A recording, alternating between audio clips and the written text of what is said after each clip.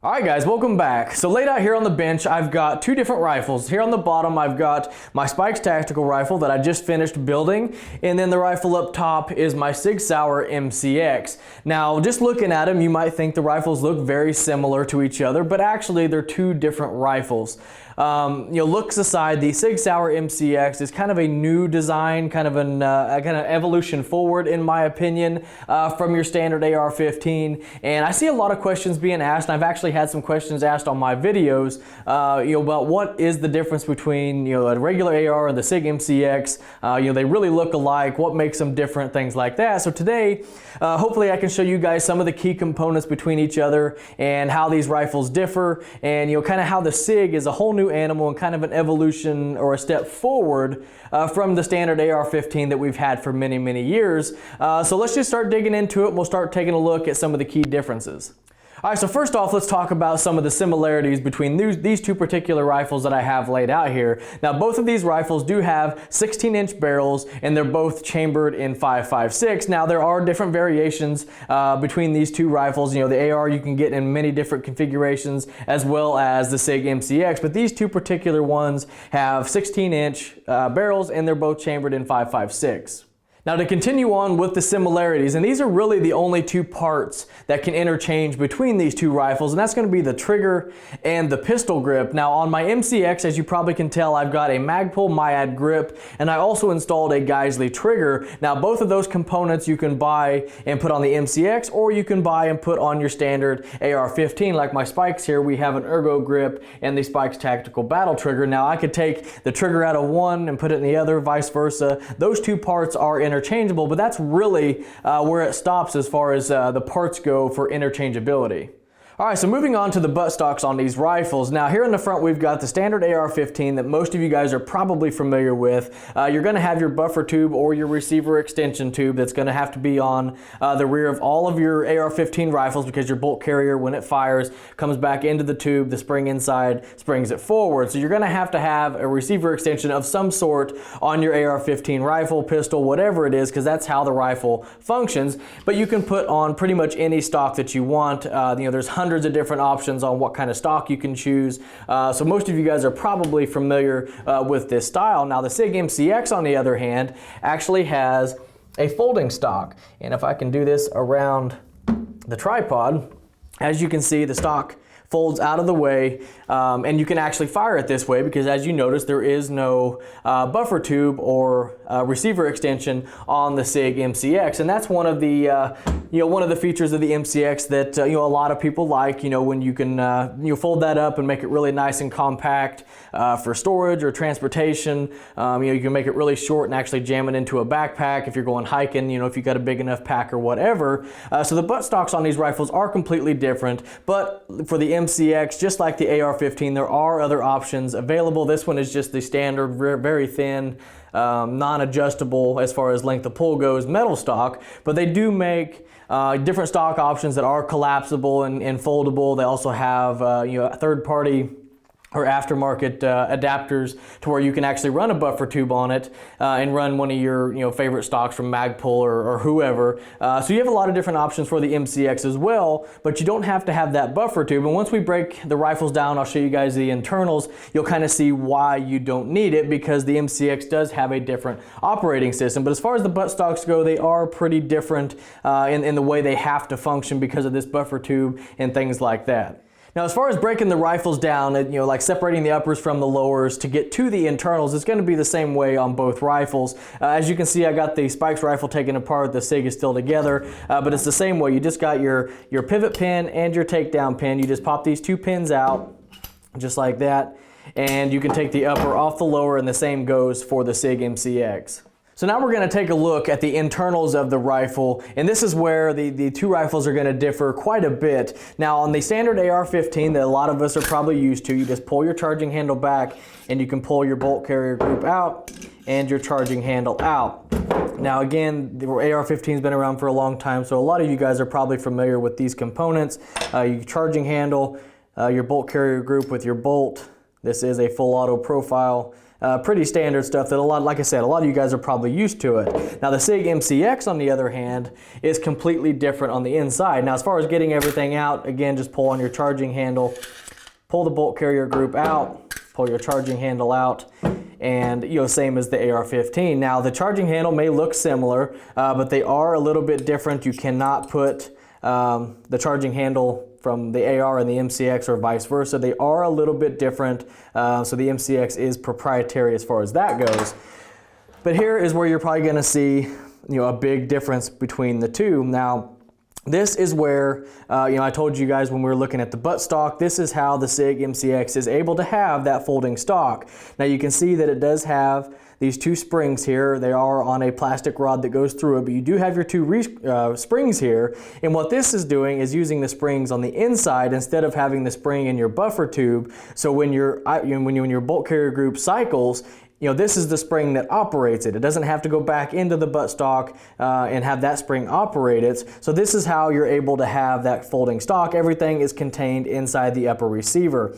Now you can probably tell that the bolt carrier is different. You have a real long carrier on the AR15 where it is just a lot shorter on the MCX. As far as the bolt goes, I mean the face obviously is going to be the same between each other because it's got to fire the same round.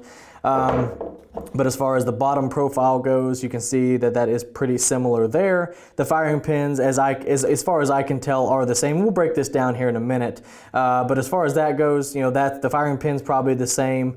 The bolt face is probably the same. But as far as the carriers goes and the way these things operate, they are completely different. All right, so here we have both of the bolt carrier groups broken down so you can kind of see the differences between the two. Now here on the left we have all the components for the Sig MCX and the Spikes tactical rifle or your standard AR15 on the right. Now when you go to disassemble the bolt carrier group, you are going to have to remove one of the springs and one of the rods off the Sig MCX so you can get your cam pin removed. So you just have to remove those, and here is what it looks like. Here's your rod that it goes through or goes on, and then here is your recoil spring. And all you do is just pull back on your spring. This will pop out of this cup and then you can remove it. So you will have to remove these two components just on this side in order to get your bolt carrier group disassembled on the Sig. Now, as I mentioned, the firing pins on these do look like they are the same firing pin as far as I can tell, so you probably could swap these between each rifle. The cam pins look the same, and the firing pin retaining pins also look the same. Now the bolts are going to be a little bit different. Now as you can see here, the Spikes or standard AR15 on the right, this one is the MCX on the left. Now here on the Spikes or standard AR15, you're going to see that you're going to have this little piece right here that's going to have your gas rings in it. And you're going to have these gas rings on any AR15 like this Spikes rifle that I've got that is direct gas impingement, meaning you have the gas tube that blows the gases back into the upper receiver, and that's what operates the gun. Well, on the Sig MCX, it's actually a piston gun, and we'll take a closer look at that here in a minute. So you don't have to have the gas rings on this gun, so the bolt is designed a little bit different for the MCX. Because of that, so you're not going to be able to swap these parts between each other. So as far as the bolt carrier groups go, a few similar parts, but there are definitely parts that are different, and you're not going to be able to interchange the parts between the two. Okay, so now let's take a look at the actual upper receivers themselves. Now here on the bottom we have the Spikes rifle, and looking over it you can probably tell that it looks like your pretty standard AR15 style upper receiver. Now it does have the shell deflector and the forward assist. I know you can get some uppers nowadays that doesn't have this or whatever. You can get it in many different configurations, but as far as everything else goes, pretty standard as far as upper receivers go.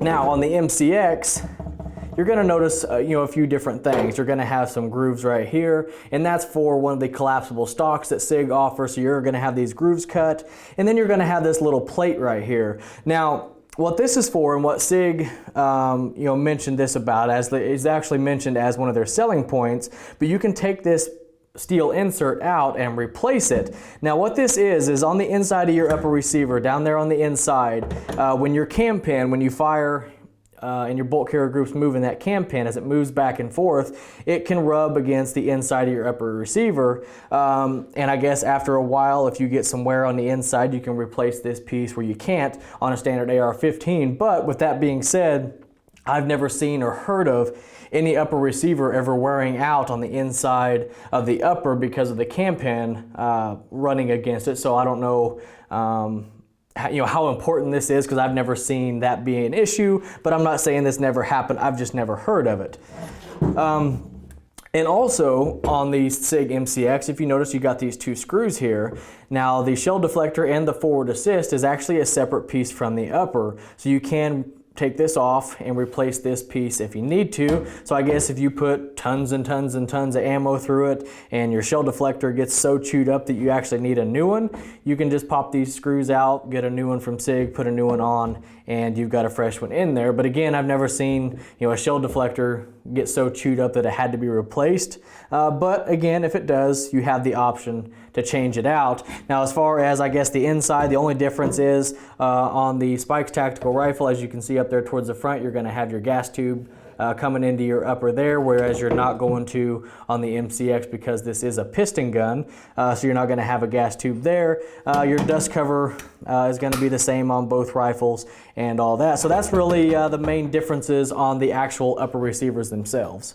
All right, so now let's take a look at the handguards and forends on both of these rifles. Now, on my Spikes tactical rifle, I am running a Midwest Industries 15-inch M-LOK rail. And on the MCX, what you're going to get is you're going to get this key mod rail. And I'm not aware of any other ones being available for the MCX as of just yet. But for the AR-15, you've got tons and tons and tons of different options on forends. You can go M-LOK, key mod, standard Picatinny, you can go free float, you can go non-free float. You have a ton of different options. Then you got all the lengths as well. So a bunch of different options for the AR-15. But what we got here to look at today is this 15-inch from Midwest Industries. Now, on the standard AR-15, normally when you put a handguard on a rifle, it's not permanent, but it's not a quick detach by any means. Now, I know there might be some out there that are, but 99.9% of them that are out there that are one-piece handguards like this, it's not going to be like a quick change option. Like for instance, on this one, you got to take these two bolts out, you got to slide this off, you got to take other parts off,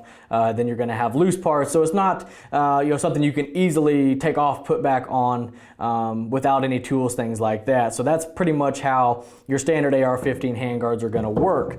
Now, with the Sig MCX, it's going to be a little bit different. We don't have the lower receiver on it right now, but the only thing that's really holding your handguard on is your front pivot pin when you have your lower receiver attached. Now, you can do this like it is now with the lower taken off, or you can have it with the lower on, leave your back pin in, just pop your front pin out, and you can take and just give it a little bump to get it started. And as you can see, your handguard will just slide right off of the rifle. So if you need to get underneath to get to your barrel for any reason, you can do this very, very quickly. And as you can see here, here is the key mod handguard. Now, as you probably noticed also, is the upper receiver is actually extended on the Sig MCX, where most of them, like on your standard AR-15s, they're going to stop right here after the upper receiver. Then the rest of it is going to be your handguard of choice. But for this one, it extends all the way out. So if you want to run a red dot a little further, or if you have scopes or whatever, they normally tell you you're not supposed to bridge between the handguard and the upper receiver. You're supposed to be on one or the other. Well, with the Sig, you have a lot more room as far as adjusting to put scopes or red dots or whatever you want to run. You have more rigid rail options on this one. Now, how this thing kind of attached, like I showed you, it does. It gets held in place by your front pivot pin, but you're also going to notice right here on either side is going to be these little grooves. And those grooves, as you can see, we got some notches here on this key mod handguard. So when you slide this on, the grooves, the rails are going to ride in these grooves and keep it solid that way. And then you do have a little locking tab here on the front part that'll lock into the front of your key mod handguard. So when you slide this on, it's on rails, it locks into this piece, and then it's held down by the front pivot pin. So pretty good design, very easy to take on and off. And with the extended rail, you don't have to worry about taking optics off to get your rail off, things like that. So pretty cool design there. Now, since we've got the handguard off, I can try to show you up underneath here. Here is your gas piston system up in there. As you can see, it doesn't have a gas tube that goes all the way in. This little piece right here will come in contact with the front piece on your bolt carrier. So when your rifle fires, this just hits the bolt carrier. It is a short stroke piston system, so it hits your bolt carrier, throws it back, and no gases are being taken back into the upper receiver like on your standard AR-15. And then also here on the front, I don't know how well you'll be able to see this, but right here is a little lever, and that is for your adjustable gas system. You have a suppressed and unsuppressed setting, so you have some adjustments to be made if you want to run a suppressor on these rifles. Now, while we're looking at the upper receiver, another difference is, and it's going to be kind of hard to show you, but if you've seen my video on this, you'll already know, but the Sig actually has a tapered end on their barrel, and they did that so when you run one of their suppressors with the tapers, when you tighten that on, the two taper mounts going together, it just keeps it locked into place a little bit better. But I took the original flash hider off, put this little bushing on, and that gives me the 90-degree shoulder that I needed to run a standard like flash hider. But that is going to be another difference between the MCX and a standard AR-15, is that little taper on the end. Now, as far as how the barrel attaches, on your standard AR-15s, you know, you're going to have your barrel nut depending on what you're going with. It doesn't matter if it's this one, if it's a standard one, if it's the, you know, whatever your rifle comes with, you're going to have a barrel nut that screws onto the threads on the front of your receiver. That's how all the AR-15 barrels are going to attach.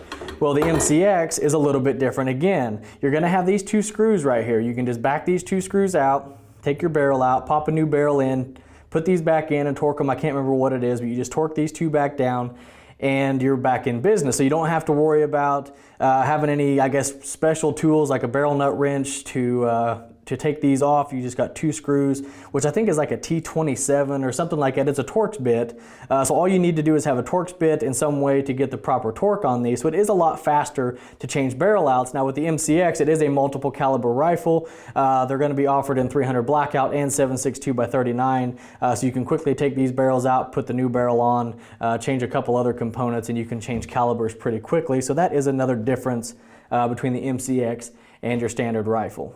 Okay, so now that we've talked about pretty much everything from the inside of the rifle and the upper receiver and all that, let's go ahead and take a look at the lowers and look at some of the differences here. Now, as far as just looking at them, you know, they look pretty similar. They have the same similar profile and all of that. They do accept the same magazines. You know, any P-mag or any type of standard mag will work in either one. The Sig doesn't take any type of proprietary mags or anything like that. Now, we already talked about the triggers and the pistol grips being pretty much the only things that are going to be interchangeable between the two rifles. Like I mentioned, you can take this trigger, vice versa, and do all that. But that's really where the similarities stop. Now, on the Spikes rifle, as you can see, you got your bolt catch here, you got your safety selector here, and your trigger pins here. Now I'm running K&S pins in mine. You know, a lot of them might not have these. You're just going to have two pins that go through it. And then over here on this side, you got your magazine release. And again, on this one, I'm running an ambi safety selector. A lot of times you're going to see it's just blank on this side. You don't have this rod here. So that's kind of a look at your standard AR-15 lower. So moving on to the Sig, you're going to notice a few differences right off the bat. And like here, you are going to have this. What this is a magazine release. So you do have an ambi magazine release. Here's it in the standard location. Now, as you can see, it is a little bit larger than your standard AR-15, but your standard side over here. But then you also have another one on this side. So it is ambi as far as magazine release goes. And then again, here's your safety selector, and it does come from the factory ambi for the safety selector as well. Now here on your bolt catch, you know, it looks like your standard bolt catch, but down here on the bottom, you're going to have this little L-shaped piece. And if you need to lock your bolt back for whatever reason, you are going to have a little bit more to get a hold of and get your bolt locked to the rear, whereas on your standard AR-15, you know, you just got this little nub.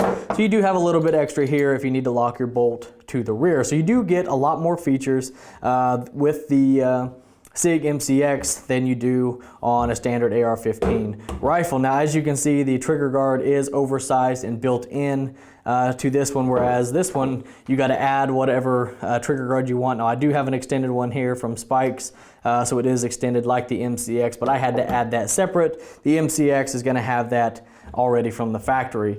Now, the lower, as far as this portion up here, is going to be a little bit different as well from your standard AR-15. As you can see, this one's going to have a little more height in it, and that is for your springs being built into the upper. Now, this is going to come in contact with this right here, whereas on your standard AR-15, that's going to be exposed a little bit, and that's where some more differences are going to come in. You are going to have this raised area here for your springs. And then another cool thing about the Sig MCX on this lower receiver is going to be this little piece right down here in the back side of the upper receiver. You see that little piece right down in there. What that is a little tension. It's like spring loaded. And what that's for is when you put your upper receiver onto here, that's going to put tension upward on your rear takedown pin, or your rear takedown tab where your pin goes through. That'll put upward pressure on it to give you a tighter fit between the upper and the lower. Now, if you take your pistol grip off, you do have like a little Allen key, and you can loosen or tighten that depending on if you want the fit a little loose, if you want it a little bit tighter. You can adjust that and really tighten up the fit between the upper and lower. And you see forums and threads all the time where people complain about having a little bit of slop between the upper and lowers, and they try those AccuWedges and all this fancy stuff that they have out there to try to tighten that up. Well, the Sig comes with that already installed, so if you want to loosen it or tighten it, that is one extra feature that is included with the Sig. Now, we already kind of talked about the buttstock on the Sig being, it is foldable, as you can see there. Now, when you have it in the folded position, in the deployed position, very, very solid lockup, no movement whatsoever. Now, I do have paracord on mine that doesn't come with it from the factory, and you do have this nice rubber butt pad on the end. And then here, a closer look at the AR-15, just in case you're not familiar. You're going to have your buffer tube, and you're going to have your buffer and your spring on the inside. Now, you're going to be using this on your standard AR-15 instead of this on the MCX. So that's why you got to have this buffer tube on all AR-15 style rifles, so you can have that spring in there to operate your bolt carrier group. So there's pretty much all the key differences between the lowers of these two rifles. So let me put them back together, and then we'll just kind of wrap this video up talking about a few more similarities and differences.